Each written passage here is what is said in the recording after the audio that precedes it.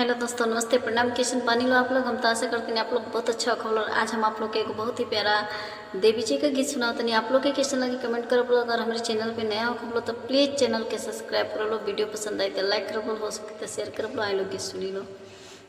मंडप साजा के मैया तोहके बोलवनी हो, मंडप साजा के मैया तोहके बोलवनी हो।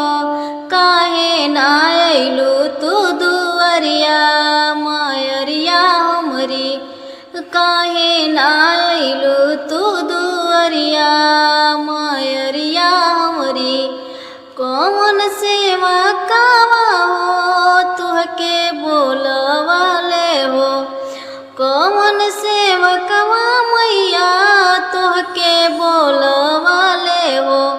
कहवा लगवलू इतना देरिया मायरिया हमरी, कहवा लगवलू इतना देरिया मायरिया हमरी। मंडप साजा के मैया तोहके बोलवनी हो, मंडप साजा के मैया तोहके बोलवनी हो। काहे ना अइलू तू दुअरिया मायरिया हमरी।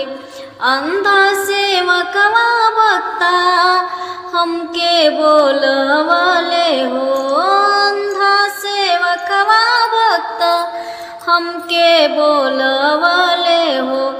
उहवे लगल इतना देरिया सेवकवा सुन, उहवे लगल इतना देरिया सेवकवा सुन। काहे ना अइलू तू दुअरिया मायरिया सुन, काहे ना अइलू तू दुअरिया मायरिया सुन। Bye Deere.